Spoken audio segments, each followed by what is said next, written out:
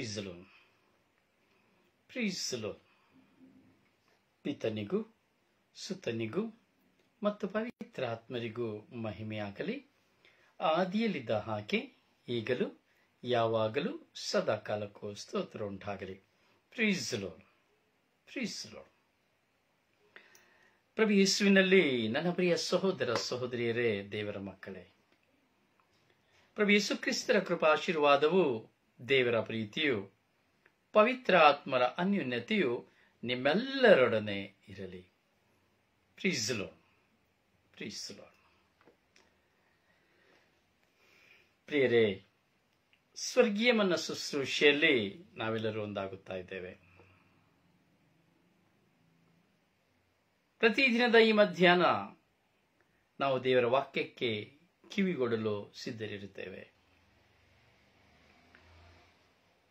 ನಮ್ಮ ಜೀವನವನ್ನ ಒಂದು ಕ್ಷಣ ನಾವು ಹಾಗೆ ಪಕ್ಷಿ ನೋಟವನ್ನು ನೋಡುವಾಗ ನಮ್ಮ ಜೀವಿತದಲ್ಲಿ ನಮಗೆ ತುಂಬಾ ಅನುಭವಗಳಿದೆ. ಬಾಲ್ಯದ ವಯಸ್ಸಿನಲ್ಲಿ ನಾವು ಆಡಿದ ಆಟಗಳ ಅನುಭವ, ಶಾಲೆಗೆ ಹೋದಂತಹ ದಿನಗಳಲ್ಲಿ ವಿದ್ಯಾಭ್ಯಾಸದ ಅನುಭವ, ಹಾಗೂ ನಮ್ಮೊಡನೆ ಮಿಲನವಾಗುತ್ತಿದ್ದಂತಹ ಮಿತ್ರರ ಅನುಭವ, ಹೀಗೆ ಅನೇಕ ವಿಷಯದ ಅನುಭವಗಳು ನಮ್ಮ ಜೀವಿತದಲ್ಲಿ ಅಡಕವಾಗಿದೆ. ಹಾಗೆ ಯೌವನ ಬರುವಾಗ ಯೌವನದಲ್ಲಿ ನಾವು ಹೋದ ಸ್ಥಳ, ಸಂತೋಷವನ್ನು ಅನುಭವಿಸಿದ ಸ್ಥಳ, ಅಥವಾ ಹೋದಂತಹ ಟೂರ್ಗಳು, ಪ್ರವಾಸಗಳು,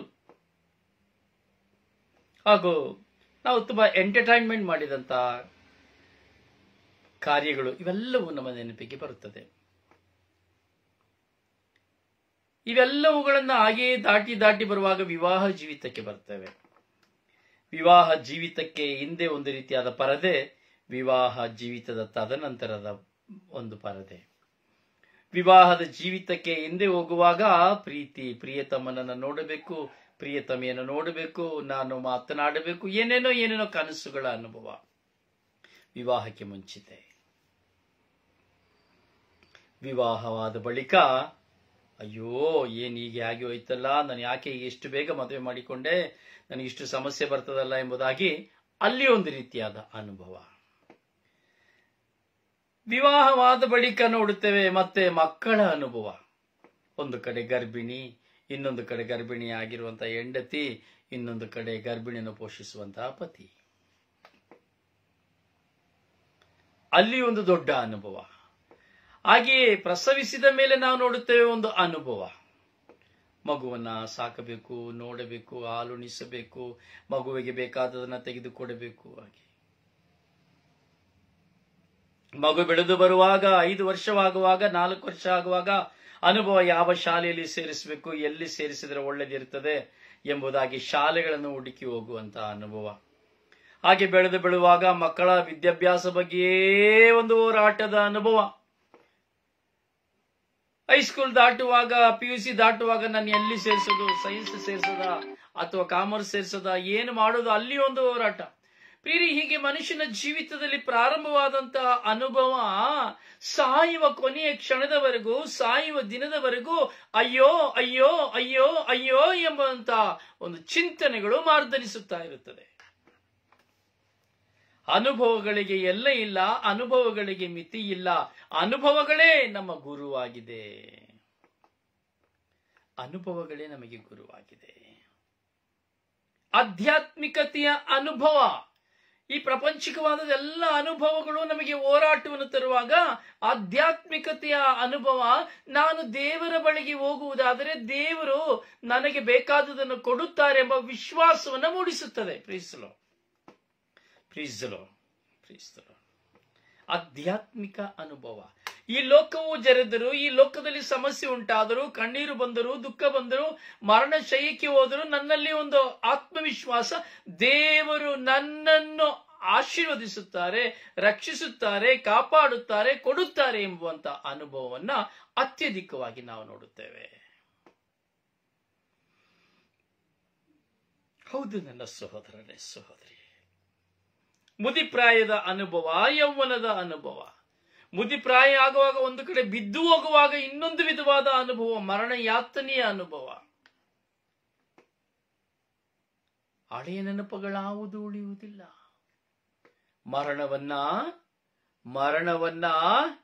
ಮರಣವನ್ನ ಮಾತ್ರ ಆಲೋಚಿಸಿ ಮಲಗುವ ಕೊನೆಯ ಗಳಿಗೆಯ ದಿನದ ಅನುಭವ ಎಷ್ಟು ಭಯಾನಕ ಅಲ್ಲ? ನೋಡಿ, ಪ್ರಭು ಯೇಸು ಈ ಲೋಕದಲ್ಲಿ ಜನಿಸಿದರು, ಜೀವಿಸಿದರು, ಮರಣ ಹೊಂದಿದರು, ಪುನರುತ್ಥಾನರಾದರು, ಸ್ವರ್ಗಾರೋಹಣವಾದರು. ಇವೆಲ್ಲ ಅನುಭವಗಳು ಪ್ರಭು ಯೇಸುವಿನ ಜೀವಿತದಲ್ಲಿ. ಕಹಿಯಾದ ಜೀವನ, ಅವಮಾನದ ಜೀವನ, ಆಶೀರ್ವದಿತದ ಜೀವನ, ಅದ್ಭುತದ ಜೀವನ, ಜನಜಂಗೂಳಿಯವರ ಹಿಂದೆ ಬಂದ ಜೀವನ, ಅವರ ಸಾವಿರಾರು ಜನರು ಅವರ ಹಿಂಬಾಲಿಸಿದಂತಹ ಅನುಭವದ ಜೀವನ. ಒಜಾನ ಒಜಾನ ಎಂದೇಳಿದವರು ಕೊಲ್ಲಿರಿ ಕೊಲ್ಲಿರಿ ಎಂಬುವಂತಹ ಅನುಭವ. ಜೊತೆಯಲ್ಲಿದ್ದ ಶಿಷ್ಯರು ನಾನು ಪ್ರಾಣ ಕೊಡುತ್ತೇನೆ ಎಂದು ಹೇಳಿದವರು ಅವರನ್ನು ಬಿಟ್ಟು ಹೋಗಿ ಅವರಾರೆಂದು ನಾನು ಅರಿಯನು ಎಂದು ಹೇಳಿದಂತಹ ಅನುಭವ. ಏಕಾಂಗಿಯಾಗಿ ಶಿಲುಬೆಯಲ್ಲಿ ನೇತಾಡಿದ ಅನುಭವ. ಮರಣವನ್ನು ಅನುಭವಿಸಿ ಪುನರುತ್ಥಾನರಾದ ಅನುಭವ.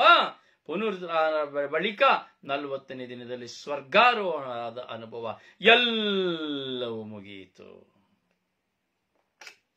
ಅನುಭವ. ತಂದೆ ದೇವರಿಗೂ ಅನುಭವ. ಲೋಕವನ್ನ ಸೃಷ್ಟಿ ಮಾಡಿದ್ರು, ಎಲ್ಲವನ್ನ ಸೃಷ್ಟಿ ಮಾಡಿದ್ರು. ಲೋಕಕ್ಕೆ ಮುಂಚೆ ನಾವು ನೋಡುವುದಾದರೆ ಲೂಸಿಫರ್ ತಂಡ, ದೇವರನ್ನು ಆರಾಧಿಸುವ ತಂಡ, ಏನು ಮಾಡಿದ ಲೂಸಿಫರ್? ತಾನು ಯಜಮಾನನಾಗಬೇಕು, ನಾನು ಆಡುವುದರಿಂದ, ನಾನು ಸ್ತುತಿಸುವುದರಿಂದ ಇಡೀ ಪ್ರಕೃತಿಯೇ ತನ್ನನ್ನು ಮೈಮರೆಯುತ್ತಾ ಇದೆ, ಅದರಿಂದ ನಾನು ದೇವರ ಸ್ಥಾನವನ್ನು ಅಲಂಕರಿಸಿಕೊಳ್ಳಬೇಕೆಂಬಂತಹ ಅಹಂಕಾರದ ಅನುಭವ ಅವನಿಗೆ ಬರುವಾಗ ಅವನು ದಬ್ಬಲ್ಪಟ್ಟನು, ಸ್ವರ್ಗದಿಂದ ದಬ್ಬಲ್ಪಟ್ಟನು. ಅನುಭವ. ದೇವರೆಲ್ಲವನ್ನ ಸೃಷ್ಟಿ ಮಾಡಿದರು. ಆಕಾಶ, ಭೂಮಿ, ಕಡಲು, ಎಲ್ಲವನ್ನ ಸೃಷ್ಟಿ ಮಾಡಿದರು. ಗಿಡ, ಮರ, ಹಣ್ಣು, ಹಪ್ಪಲು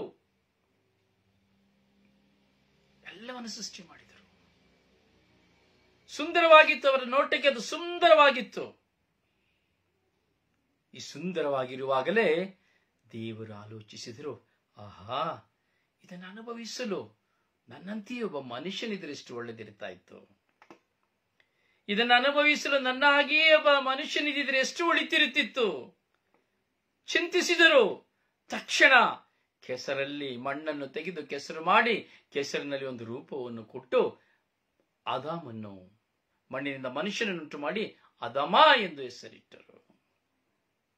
ಅದು ಅವರಿಗೆ ತುಂಬಾ ಚೆನ್ನಾಗಿತ್ತು. ಸ್ವಲ್ಪ ಕಾಲ ನೋಡಿದ್ರು. ಹಾರಾಡುವ ಪಕ್ಷಿ, ಕಾಡು ಮೃಗ ಎಲ್ಲವನ್ನ ನೋಡುವಾಗ ಅಯ್ಯಯ್ಯೋ, ಇವೆಲ್ಲವುಗಳಿಗೆ ಜೊತೆ ಇದೆ, ಆದರೆ ನಾನು ಉಂಟು ಮಾಡಿದ ಈ ಮನುಷ್ಯನಿಗೆ ಜೊತೆ ಇಲ್ಲ, ಇವನಿಗೂ ಒಂದು ಜೊತೆಯನ್ನು ಉಂಟು ಮಾಡಬೇಕೆಂಬುದಾಗಿ ಅವನಿಗೆ ಗಾಢವಾದ ನಿದ್ರೆಯನ್ನು ಕೊಟ್ಟು ಅವನ ಪಕ್ಕೆ ಎಲುಬನ್ನು ತೆಗೆದು ಒಂದು ಹೆಣ್ಣನ್ನು ಸೃಷ್ಟಿ ಮಾಡಿ ನಾರಿ ಎಂದೇಳಿ ಹೆಸರನ್ನು ಕೊಟ್ಟು ಅದು ಅವ್ವಳು ಎಂದೇಳಿದರು. ಅನುಭವ. ಎಲ್ಲವನ್ನು ಸೃಷ್ಟಿ ಮಾಡಿ ಕೊನೆಗೆ ಮನುಷ್ಯನನ್ನುಂಟು ಮಾಡಿದಂತಹ ಅನುಭವ. ಅದೇ ಅನುಭವವನ್ನು ಏದೇನ್ ತೋಟದ ರಾಜರಾಣಿಯಾಗಿ ಮಾಡಿಬಿಡುವಾಗ ಯಾವುದನ್ನು ಮಾಡಬಾರದು ಎಂದು ಹೇಳಿದರೋ ಅದನ್ನು ಮಾಡುವಾಗ ತಾನು ಪ್ರೀತಿಸಿ ತನ್ನ ಕರೆಗಳಿಂದ ಚಿತ್ರಿಸಿ ರೂಪಿಸಿದಂತಹ ವ್ಯಕ್ತಿ ದೇವರನ್ನು ವಂಚಿಸಿದ ಕಾರಣ ದೇವರು ಅವರನ್ನ ಏದೇನ್ ತೋಟದಿಂದ ಭೂಮಿಗೆ ಅವರನ್ನ ಕಳುಹಿಸಿದರು. ಅನುಭವ. ಮನುಷ್ಯನ ವಂಚನೆಯ ಅನುಭವ.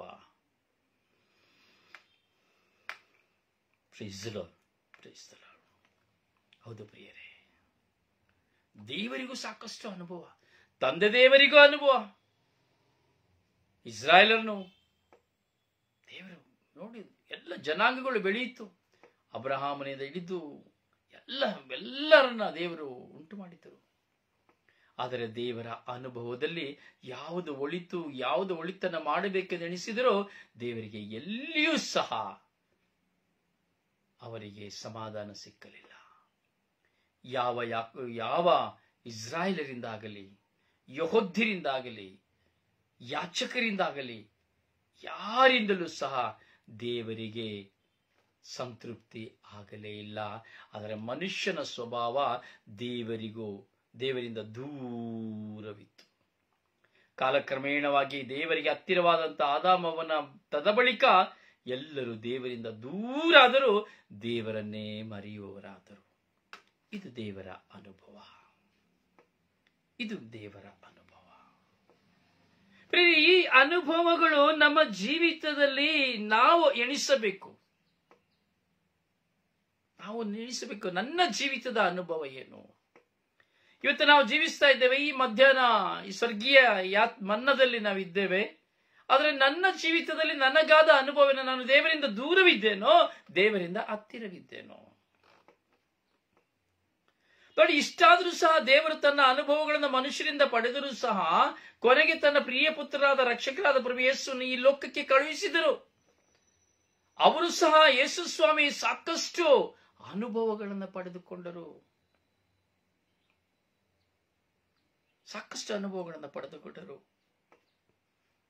ಆದರೂ ನನ್ನನ್ನು ನಿಮ್ಮನ್ನು ತೋರಿಯಲಿಲ್ಲ. ಯೇಸು ಸತ್ತರು, ಪುನರುತ್ಥಾನರಾದರು, ಸ್ವರ್ಗಾರೋಹಣದ ಸಮಯದಲ್ಲಿ ಉಸಿರೂದಿದರು. ಶಿಷ್ಯರ ಮೇಲೆ ಉಸಿರುದಿ ಅವರ ಮೇಲೆ ಅವರಿಗೆ ಅಧಿಕಾರವನ್ನು ಕೊಟ್ಟರು. ಹೋಗಿ ಲೋಕದ ಕಟ್ಟ ಕಡೆಯವರೆಗೂ ಶುಭ ಸಂದೇಶವನ್ನು ಸಾರಿರಿ, ದೆವ್ವಗಳನ್ನು ಬಿಡಿಸಿರಿ, ರೋಗಿಗಳ ಮೇಲೆ ಕೈಗಳನ್ನಿಟ್ಟು ನೀವು ಸೌಖ್ಯಪಡಿಸಿರಿ. ನೀವು ಯಾರ ಪಾಪಗಳನ್ನು ಕ್ಷಮಿಸಿದರೆ ಅವರ ಪಾಪಗಳನ್ನು ಕ್ಷಮಿಸಲಾಗುತ್ತದೆ. ನೀವು ಯಾರ ಪಾಪಗಳನ್ನು ಕ್ಷಮಿಸುವುದಿಲ್ಲ ಅದು ಕ್ಷಮಿಸದ ಹಾಗೆ ಉಳಿಯುತ್ತದೆ. ಹೋಗಿ ದೆವ್ವಗಳನ್ನು ಬಿಡಿಸಿರಿ. ಅಧಿಕಾರವನ್ನು ಕೊಟ್ಟರು ಪ್ರಭು ಯೇಸು. ಪ್ರೇಷಿತರಿಗೆ ಆದಂತಹ ಅನುಭವ.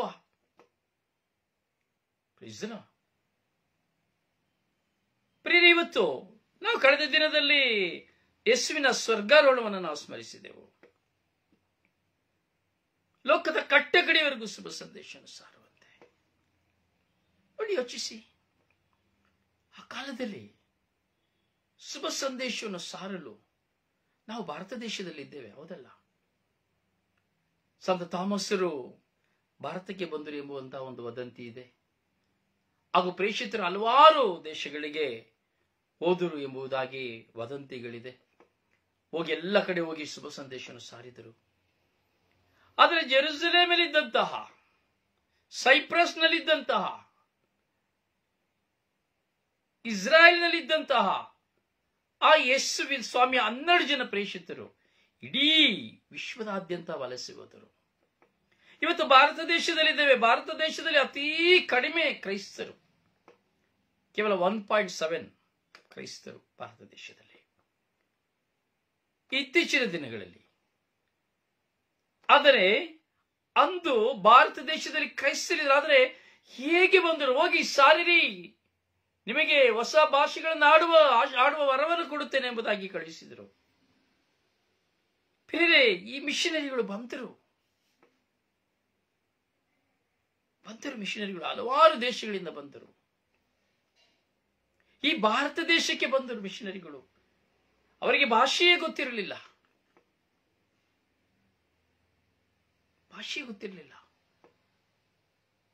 ಥಾಮಸರು ಬಂದರು. ಅವರಿಗೆ ಹೇಗೆ ಭಾಷೆ ಗೊತ್ತಾಯಿತು? ಈ ಭಾರತ ದೇಶದಲ್ಲಿ ಯಾವ ಭಾಷೆಗೆ ಬಂದರು ಅವರು? ಎಷ್ಟೋ ಜನ ಮಿಷನರಿಗಳು ಬಂದರು. ಭಾಷೆ ಗೊತ್ತಿಲ್ಲದಿದ್ದರು ಮಿಷನರಿಗಳು ಬಂದು ಯೇಸುವನ್ನು ಸಾರಿದರು, ರೋಗಿಗಳನ್ನು ಸಂಧಿಸಿದರು. ನೋಡಿ, ಮಿಷನರಿಗಳು ಬಂದು ಶುಭ ಸಂದೇಶವನ್ನು ಸಾರಿದ್ದು ಯೇಸು ಯೇಸು ಎಂದು ಹೇಳಿಕೊಂಡಲ್ಲ. ಮಿಷನರಿಗಳು ಭಾರತಕ್ಕೆ ಬಂದರು. ಭಾಷೆಯೇ ಗೊತ್ತಿಲ್ಲ. ಹಲವಾರು ಮಿಷನರಿಗಳು ಬಂದರು. ಆದರೆ ಭಾರತಕ್ಕೆ ಬಂದು ಭಾಷೆಯನ್ನು ಕಲಿತುಕೊಂಡರು. ಅವರು ಮೊದಲು ಮಾಡಿದ ರೋಗಿಗಳನ್ನು ಸಂಧಿಸಿದರು, ಬಡವರನ್ನ ಸಂಧಿಸಿದರು. ಅವರಿಗಿರುವ ಹಣ ಆಸ್ತಿಯನ್ನೆಲ್ಲ ಮಾರಿ ಭಾರತ ದೇಶದಲ್ಲಿರುವಂತಹ ಬಡ ಬಗ್ಗರಿಗೆ ಊಟವನ್ನು ಕೊಡಲು ಪ್ರಾರಂಭಿಸಿದರು. ಅವರಿಗೆ ಆರೋಗ್ಯ ಶುಶ್ರೂಷೆಯನ್ನು ಮಾಡಲು ಪ್ರಾರಂಭಿಸಿದರು. ಅವರು ಮಾಡುವ ಈ ಸೇವೆಯ ಮೂಲಕವಾಗಿ, ಕೊಡುವ ಆಹಾರದ ಮೂಲಕವಾಗಿ ಯೇಸು ಕ್ರಿಸ್ತನವರು ಪರಿಚಯಿಸಿದರು. ಯೇಸುವಿನ ಶುಭ ಸಂದೇಶ ಇದೆ ಪ್ರಿಯರೇ, ಇದೆ, ಬೇರೆ ಏನೂ ಇಲ್ಲ. ಬರೀ ಶುಭ ಸಂದೇಶ ಸಾರಿ ಸಾರಿ ಹೋಗುವುದಲ್ಲ. ಯೇಸುವಿನ ಶುಭ ಸಂದೇಶ ಇದೆ. ಪ್ರತಿಯೊಬ್ಬರ ಮನಸ್ಸನ್ನ ಸೆಳೆದರು ತಮ್ಮತ್ತ. ಭಾಷೆ ಗೊತ್ತಿಲ್ಲ.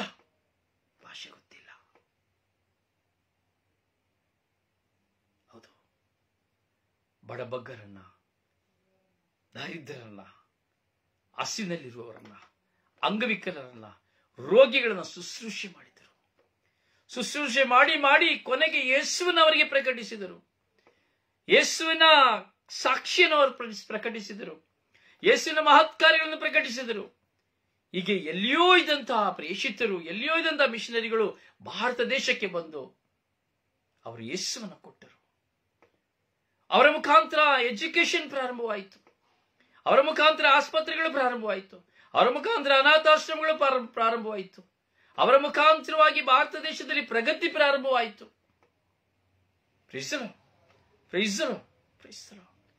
ಮಿಷನರಿಗಳ ಮೂಲಕವಾಗಿ, ಫ್ರೆಂಚರ ಮೂಲಕವಾಗಿ ಭಾರತ ದೇಶವು ಅಭಿವೃದ್ಧಿಯಾಯಿತು.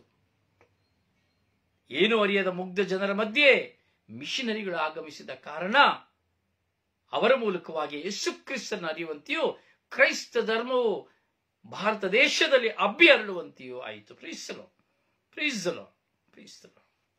ಹೌದು ಪ್ರಿಯರೇ, ಇವರೆಲ್ಲರೂ ಪವಿತ್ರಾತ್ಮಭರಿತರಾದರು. ಪವಿತ್ರಾತ್ಮರಿಯವರನ್ನ ಕರೆದುಕೊಂಡು ಬಂದರು ಭಾರತ ದೇಶಕ್ಕೆ. ಅವರಾಗಿ ಅವರೇ ಬರಲಿಲ್ಲ. ನೋಡಿ, ಎಲ್ಲಿಯೋ ಇರುವಂತಹ ಇಸ್ರಾಯೇಲ್, ಜೆರುಸಲೇಮ್, ಎಲ್ಲಿಯೋ ಇರುವಂತಹ ದೇಶದಿಂದ ಯಾವ ವಿಧದಲ್ಲಿ ಅವರು ಈ ಭಾರತ ದೇಶಕ್ಕೆ ಬಂದರು? ಎಷ್ಟು ದಿನಗಳ ಸಂಚಾರ ಮಾಡಿ ಬಂದರು? ಅವರು ಬರುವಾಗ ಏನನ್ನು ಯೋಚನೆ ಮಾಡಿ ಬಂದರು?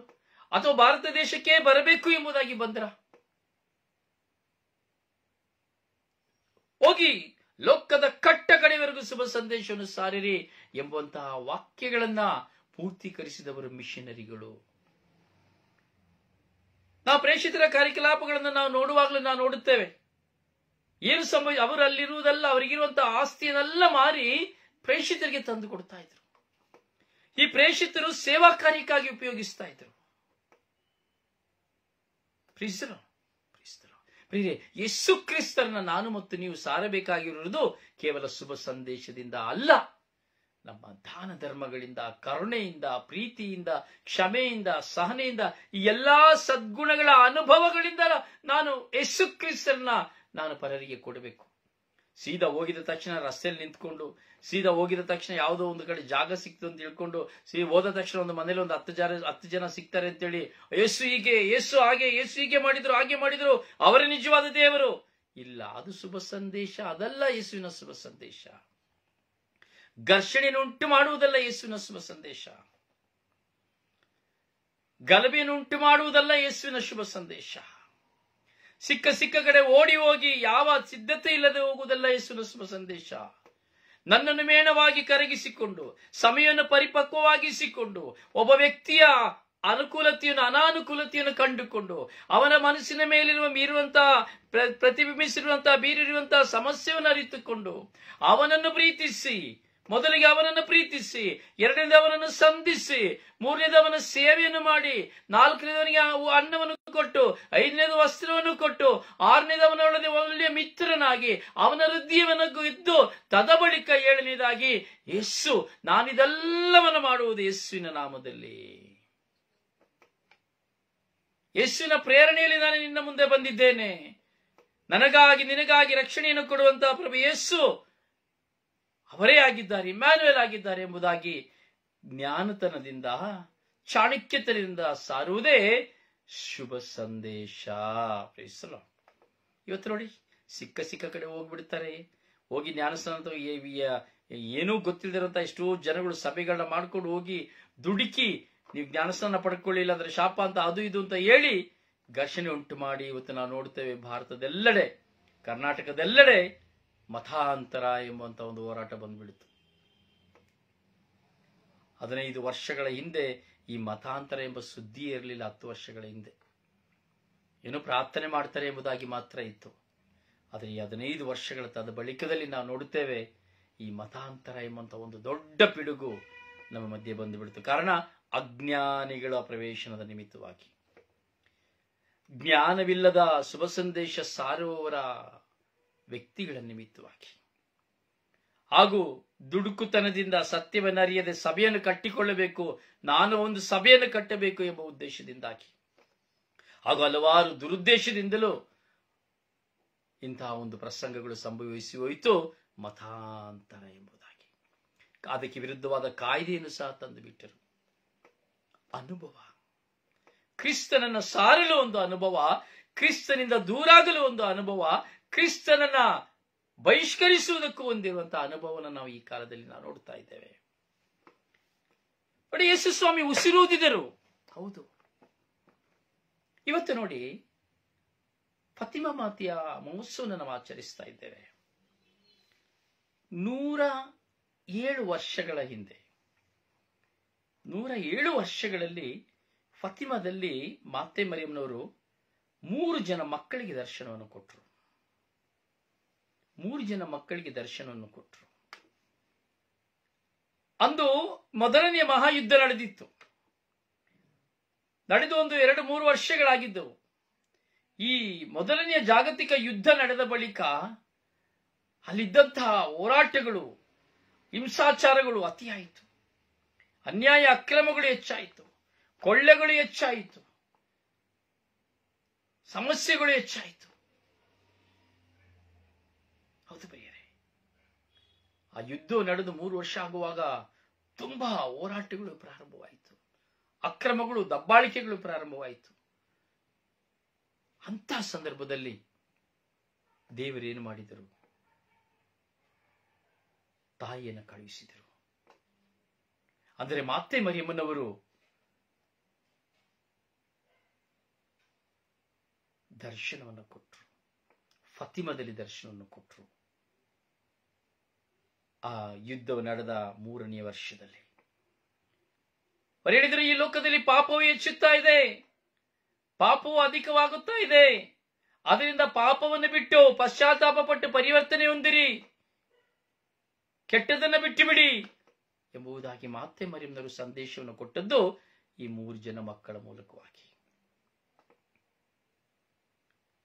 ತಾಯಿ ಪವಿತ್ರಾತ್ಮಭರಿತರಾಗಿ ನಾವು ನೋಡಿ, ದರ್ಶನ ಎಂದು ಹೇಳುವಾಗ ಸಂತ ಜೋಸೆಫ್ ಯಾರಿಗೂ ದರ್ಶನ ಕೊಡ್ಲಿಲ್ಲ, ಯಾರಿಗೂ ಕೊಡ್ಲಿಲ್ಲ. ಪ್ರೇಷಿತರು ಸಹ ಯಾರಿಗೂ ದರ್ಶನ ಕೊಡ್ಲಿಲ್ಲ ಈ ಲೋಕದಲ್ಲಿ. ಯೇಸು ಸ್ವಾಮಿ ಸಹ ಇಂದಿನ ಈ ಲೋಕದಲ್ಲಿ ಯಾರಿಗೂ ದರ್ಶನ ಕೊಡ್ಲಿಲ್ಲ. ಸುಮ್ಮನೆ ಸುಳ್ಳು ಹೇಳ್ಕೊಂಡು ಹೋಗ್ತಾರೆ. ಯೇಸು ಮಾತಾಡಿದ್ರು ಅಂತ ಕೆಲವರಿಗೆ ನೋಡ್ಬೇಕು. ಬಾಯಲ್ಲಿ ಬರೋದೇ ಬರೀ ಯೇಸು ಸ್ವಾಮಿ ಅಂತ ಮಾತಾಡಿದ್ರು, ಯೇಸು ಸ್ವಾಮಿ ಮಾತಾಡಿದ್ರು, ಅಲ್ಲಿ ತಿಕ್ಕೂರು ಯೇಸು ಸ್ವಾಮಿ ಮಾತಾಡಿದ್ರು, ಎದ್ರು ಯೇಸು ಸ್ವಾಮಿ ಮಾತಾಡಿದ್ರು, ನಡೆದ್ರು ಯೇಸು ಸ್ವಾಮಿ ಮಾತಾಡಿದ್ರು. ಆ ಪ್ರೀಚಿಂಗ್ ಕೊಡ್ಬೇಕಾದ್ರೆ ಮಾತ್ರ ಯೇಸು ಸ್ವಾಮಿ ಮಾತಾಡ್ತಾನೆ ಇರ್ತಾರೆ ಅವ್ರ ಹತ್ರ. ಆದ್ರೆ ಅವರು ಸುಳ್ಳು ದೂರ ಆಗೋದಿಲ್ಲ, ಅವರ ಮೋಸ ದೂರ ಆಗೋದಿಲ್ಲ, ಅವರ ಅನ್ಯಾಯ ದೂರ ಆಗೋದಿಲ್ಲ, ಅವರ ಅಕ್ರಮ ದೂರ ಆಗೋದಿಲ್ಲ, ಅವರ ವ್ಯಭಿಚಾರ ದೂರ ಆಗೋದಿಲ್ಲ, ಅವರ ದೂಷಣೆ ದೂರ ಆಗೋದಿಲ್ಲ, ಅವರ ಕೆಟ್ಟತನಗಳು, ಕೆಟ್ಟ ಚಿಂತನೆಗಳು, ಕೆಟ್ಟ ಜೀವನ ದೂರ ಆಗೋದಿಲ್ಲ. ಆದ್ರೆ ಯೇಸುನ ನಡೆದೇ ಮಾತನಾಡಿದರು, ಯೇಸುನ ನಡೆದೇ ಮಾತನಾಡಿದರು, ದೇವರದ ನಡೆದೇ ಇವರನ್ನ ಹೇಳಿದ್ದು ಕಳ್ಳ ಕಪಟ ಪ್ರವಾದಿಗಳು. ಕಳ್ಳ ಕಪಟ ಪ್ರವಾದಿಗಳು ಅಂದ್ರೆ ಇವರು ದೇವರ ಆತ್ಮರನ್ನ ಧರಿಸಿಕೊಳ್ಳದವರು, ತೋಳಗಳಾಗಿ ಕುರಿಯ ಚರ್ಮವನ್ನು ಒದ್ದುಕೊಂಡಿರುವವರು, ಮುಖವಾಡವನ್ನು ಒದ್ದುಕೊಂಡಿರುವವರು.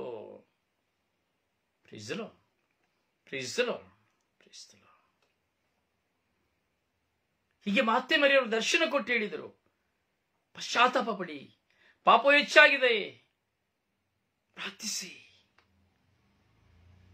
ಮಾತೆ ಮರಿಯವರು ದರ್ಶನ ಕೊಟ್ಟದ್ದು ಪ್ರಾರ್ಥಿಸುವುದಕ್ಕಾಗಿ ಮಾತ್ರವೇ, ತನ್ನನ್ನು ಹೆಚ್ಚಿಸಿಕೊಳ್ಳುವುದಕ್ಕಾಗಿ ಅಲ್ಲ, ತನ್ನ ಮಹತ್ಕಾರ್ಯಗಳನ್ನು ಮಾಡುವುದಕ್ಕಾಗಿ ಅಲ್ಲ. ಹೀಗೆ 107 ವರ್ಷಗಳ ಹಿಂದೆ ಫತಿಮಾದಲ್ಲಿ ಮಾತೆ ಮರಿಯಮ್ಮನವರು ದರ್ಶನವನ್ನು ಕೊಟ್ಟರು. ಆ ದರ್ಶನದಿಂದ ಎಷ್ಟೋ ಪರಿವರ್ತನೆಗಳನ್ನ ನಾವು ನೋಡಿದೆವು. ಆ ಪರಿವರ್ತನೆಗಳ ಅನುಭವ ಇಂದಿಗೂ ಸಹ ಫತಿಮಾ ಮಾತೆಯ ಮಹೋತ್ಸವನ ವಿಜೃಂಭಣೆಯಿಂದ ಆಚರಿಸಲಾಗುತ್ತಾ ಇದೆ. ಅದು ಆ 3 ಜನ ಮಕ್ಕಳಿಗೆ ಕೊಟ್ಟಂತ ದರ್ಶನ ನನಗೂ ನಿಮಗೂ ಸಹ ಖಂಡಿತವಾಗಿ ಪಡೆದುಕೊಳ್ಳಲು ಸಾಧ್ಯವಾಗುತ್ತದೆ ಎಂಬುದಕ್ಕೆ ಒಂದು ಅನುಭವವಾಗಿದೆ. ಆ ಅನುಭವ ಯಾಕೆಂದ್ರೆ ಮಾತೆ ಸುಮಾರು 16 ಬಾರಿ ದರ್ಶನವನ್ನು ಕೊಟ್ಟಿದ್ದಾರೆ. 16 ಬಾರಿ ಮನುಷ್ಯನ ಮುಂದೆ ದರ್ಶನವನ್ನು ಕೊಟ್ಟಿದ್ದಾರೆ. ಹೌದು ನನ್ನ ಸಹೋದರನೇ, ಸಹೋದರಿಯೇ. ಅದೇ ರೀತಿ ಆ ದರ್ಶನಗಳೆಂಬುದನ್ನು ಕೆಲವರು ದುರುಪಯೋಗಪಡಿಸಿಕೊಳ್ಳುತ್ತಾರೆ. ಇತ್ತೀಚಿನ ದಿನಗಳಲ್ಲಿ ನೋಡಿ, ಎಣ್ಣೆ ಬರ್ತಾ ಇದೆ, ನೀರು ಬರ್ತಾ ಇದೆ, ಬರೀ ಇದೇ ಡ್ರಾಮಾಗಳಾಗ್ಬಿಡ್ತು. ಬೇಡವಾದಂತಹ ಭಿನ್ನಗಳನ್ನು ಮಾಡಿಬಿಟ್ರು, ಬೇಡವಾದಂತಹ ಕಾರ್ಯಗಳನ್ನು ಮಾಡಿಬಿಟ್ರು.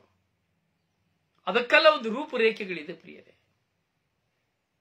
ಹೀಗೆ ಮಾತೆ ಮರಿಯಮ್ಮನವರು ಪವಿತ್ರಾತ್ಮರಿಂದ ತುಂಬಿದವರಾಗಿದ್ದರು, ಪವಿತ್ರಾತ್ಮರಿಂದ ಜನಿಸಿದವರಾಗಿದ್ದರು, ಪ್ರಭು ಯೇಸುವನ್ನು ಸಹ ಪವಿತ್ರಾತ್ಮರಿಂದ ಅವರು ಈ ಲೋಕದ ಜನ್ಮ ಪಡೆದರು.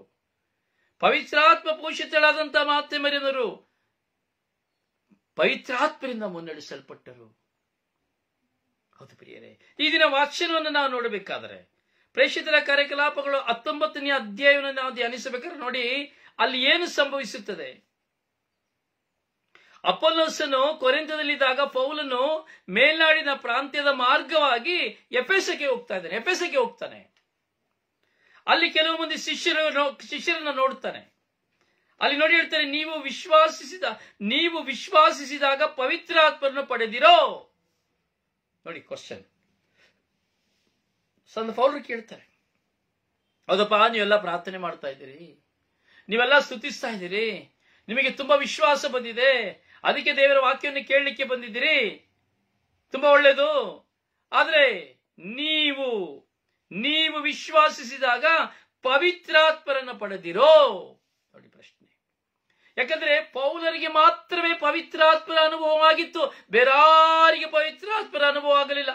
ದಮಸ್ಕಸ್ಗೆ ಹೋಗುವಾಗ ಪವಿತ್ರಾತ್ಮರ ಅನುಭವ ಆದದ್ದು ಸಂತ ಪೌಲರಿಗೆ ಮಾತ್ರ. ಅದಕ್ಕೆ ಕೇಳ್ತಾರೆ, ನೀವು ವಿಶ್ವಾಸಿಸುವಾಗ ನಿಮಗೆ ಪವಿತ್ರಾತ್ಮರನ್ನು ನೀವು ಪಡೆದಿರೋ.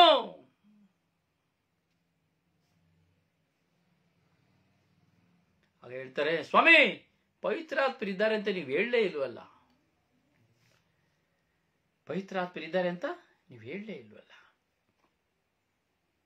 ಪ್ರಿಯರೇ, ಇವತ್ತು ಜ್ಞಾನಸ್ನಾನ ಪಡಿತಾ ಇದ್ದಾರೆ. ಎಷ್ಟೋ ಸಭೆಗಳಲ್ಲಿ ದೇವಾಲಯದಲ್ಲಿ ತಲೆ ಮೇಲೆ ನೀರು ಹಾಕುವುದರ ಮೂಲಕವಾಗಿ ಜ್ಞಾನಸ್ನಾನ, ನೀರಿನ ತೊಟ್ಟಿಯಲ್ಲಿ ಮುಳುಗಿ ಎಬ್ಬಿಸುವುದರಲ್ಲಿ ಜ್ಞಾನಸ್ನಾನ, ಕೆರೆ ಕೋಡಿಗಳಲ್ಲಿ ಹೋಗಿ ಅಲ್ಲಿ ನೀರಿನಲ್ಲಿ ಮುಳುಗಿಸಿ ಎಬ್ಬಿಸುವುದರಲ್ಲಿ ಜ್ಞಾನಸ್ನಾನ.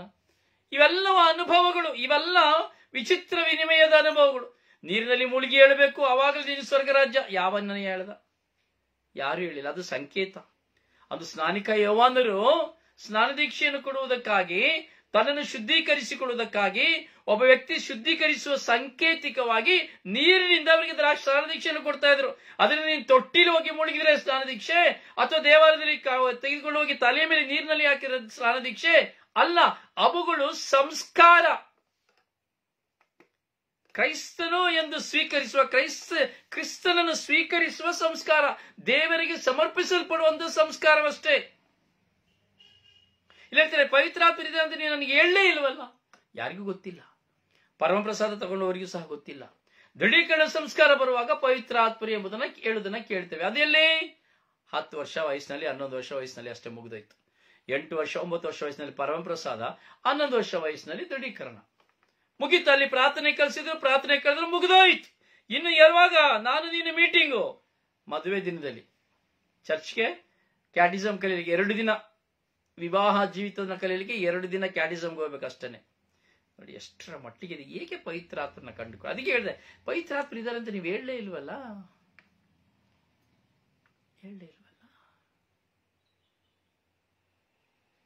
ಪ್ರಿಯ, ನಾವು ನೀರಿನ ಸ್ನಾನ ದೀಕ್ಷೆ ತಗೊಂಡಿದ್ದೇವೆ, ಹೌದು.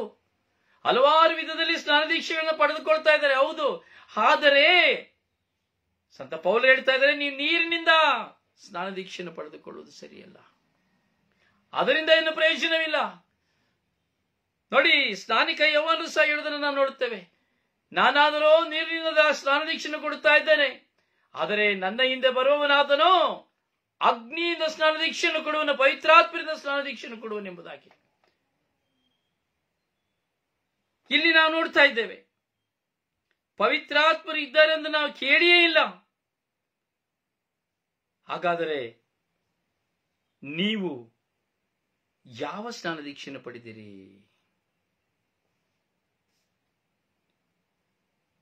ಆಗ ನೀವು ಯಾವ ಸ್ನಾನ ದೀಕ್ಷೆ ಪಡೆದಿರಿ ಎಂಬುದು ಸಂತ ಪೌಲರು ಕೇಳ್ತಾರೆ. ಅವಾಗ ಹೇಳ್ತಾರೆ, ನಾವು ಸ್ನಾನಿಕ ಯೋಹಾನರಿಂದ ಸ್ನಾನ ದೀಕ್ಷೆಯನ್ನು ಪಡೆದೆವು. ಸ್ನಾನಿಕ ಯೋಹಾನರಿಂದ ಸ್ನಾನ ದೀಕ್ಷೆಯನ್ನು ಪಡೆದನು. ಅಲ್ಲಿ ಸಂತ ಪೌಲರು ಹೇಳ್ತಾರೆ, ಯಾರು ತಮ್ಮ ಪಾಪದಿಂದ ವಿಮುಖರಾಗಿ ದೇವರಿಗೆ ಅಭಿಮುಖರಾಗುತ್ತಿದ್ದಾರೋ ಅಂತವರಿಗೆ ಯೋಹಾನನು ಸ್ನಾನ ದೀಕ್ಷೆ ಕೊಡುತ್ತಿದ್ದನು. ಆದರೆ ಯೋಹಾನನ್ನೇ ತನ್ನ ಬಳಿಗೆ ಬರುವಾತನಲ್ಲಿ ವಿಶ್ವಾಸವಿಡಿ, ಅವರೇ ಯೇಸು ಎಂದು ಇಸ್ರಾಯೇಲರಿಗೆ ಬೋಧಿಸುತ್ತಿದ್ದನು ಎಂದರು. ಪೌಲನು ಅವರ ಮೇಲೆ ಹಸ್ತ ನಿಕ್ಷೇಪ ಮಾಡಲು ಪವಿತ್ರಾತ್ಮ ಅವರ ಮೇಲೆ ಬಂದರು.